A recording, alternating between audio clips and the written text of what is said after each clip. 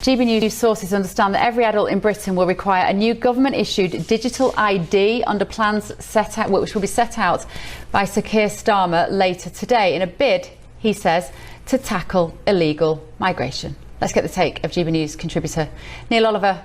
Neil, you've been talking about this for a very long time, as have I, at least 5 years. There was a terrible inevitability about it, but I always hoped this day would not come, actually. What do you say on a day like this, on an eve like this, when Starmer's going to introduce this tomorrow? I honestly think we've got them, Bev. I feel uncharacteristically optimistic about it. I've been, desperately furious about the concept of a digital ID card for a long time, and I've been anxious about the possibility of somebody actually daring to bring one forward. But here it is, and I genuinely think that there's enough awareness, more than enough awareness out there in the general population, a sense that there's going to be mass refusal, mass non-compliance. I think this government has rolled the dice, with instructions from on high. I believe the likes of Keir Starmer and his ilk are just factotums. They've had to roll the dice on this, and it's going to be a disaster for them, and will probably conceivably be what brings them down. We're going to be, just in a moment, I'm going to talk to Peter Edwards, who's in the studio in London, who doesn't have such a strong opinion on the negatives of this as you might do, and myself as well. So just explain to the absolute layman, because these conversations are going to have to take place now, why this is problematic. And if you can, Neil, do it like in terms of the real practicalities rather than the ideology of it. It's the way in which it brings everything together, all of the information about us, everything from health, everything about your finances, anything that you can think of that's out there in the digital sphere is brought together by this kind of platform. And everything can be used in real time to make judgments about you, about what you propose to do. It can reference things that you've said in the past, done in the past.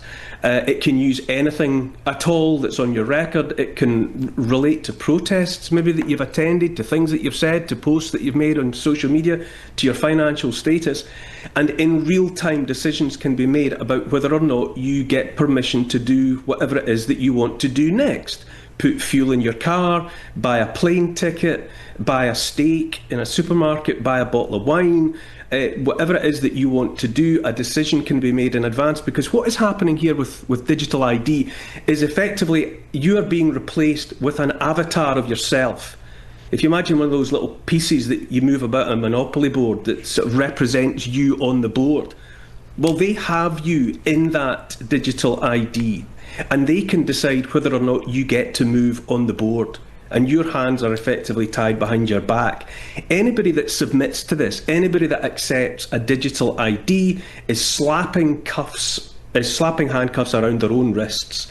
It's the end of freedom, it's the end of choice, it's the worst possible decision that any freedom-loving person could possibly make. But as I say, I was pessimistic about it for a while, I'm not anymore. We've got them on this.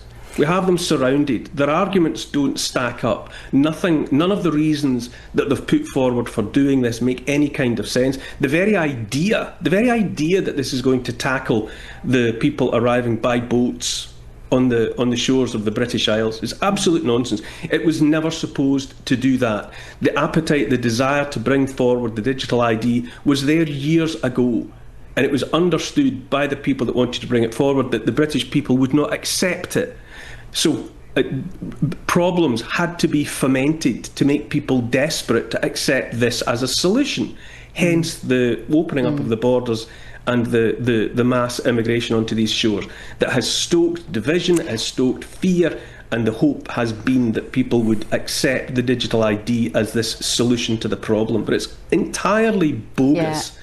All people have to do is not comply, and this thing falls flat on its face. And I am convinced that is what's going to happen. I don't know, I like to think that I obviously don't like it. I've made that really clear, but I don't know whether there are enough people who are alert to the potential pitfalls of this, because as we know, GB News is pretty much the only outlet that will give two sides to this story. Let's stay with me, Neil, just for a second. Let's bring in Peter Edwards, former editor of Labourlist. Peter, thank you for staying in Paddington to drop into the Late Show this evening. It's good to see you. So this is the Labour government pushing through something which has been bubbling away in the background for a long time. Tony Blair, the architect largely of this project. What do you make of it? Could it be a positive?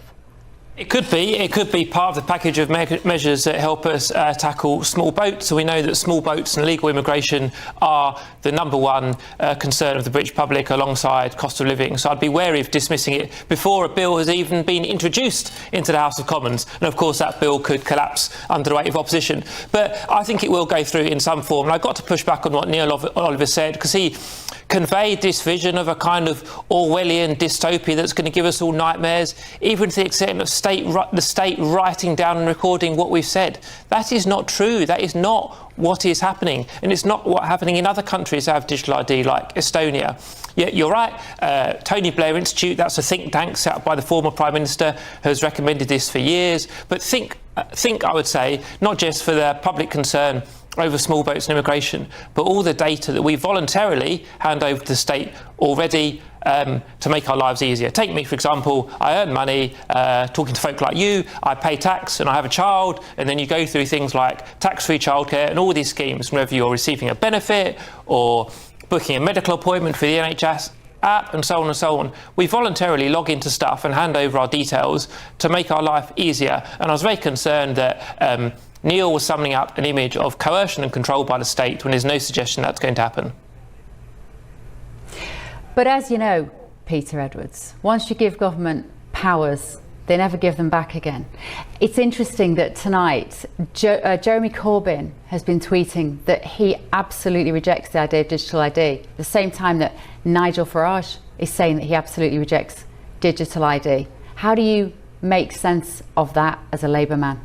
Well, Bev, you're always very courteous and friendly to me, but the argument that you're putting forward has collapsed after COVID, because that was the argument against some of the COVID restrictions 5 years ago, that it would be the slippery slope to more state control after our life. In fact, all the COVID restrictions have been swept away. So that argument that it's a slippery slope to more control collapses. But we're here. This is the control, Peter.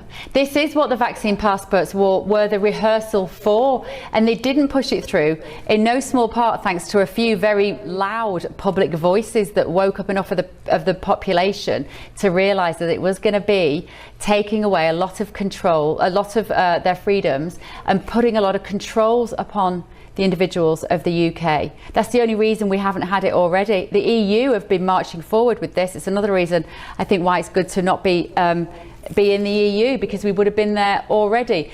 Just give me an idea then, Peter. Tell me this before we go. Who's your least favourite politician, either living or dead?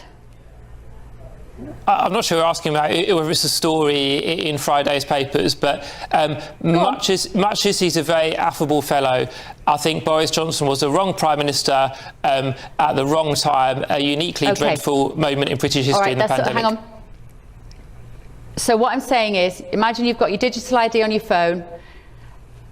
It can look at everything you do. It can control where you go, who you see, what you can buy, how you can travel. And Boris Johnson is in control of that. That, my friend, is where we have to use our imagination as to where digital ID goes. Boris would lose it down the back of a sofa, so I'll rest easy on that one. Very possibly. Peter Edwards, always nice to see you. Stay with me, and Neil Oliver as well. Thank you so much for your time this evening on that. So Keir Starmer said in 2020 that the government's plans on voter ID risk locking people out of democracy. Doesn't say that anymore, does he? Right.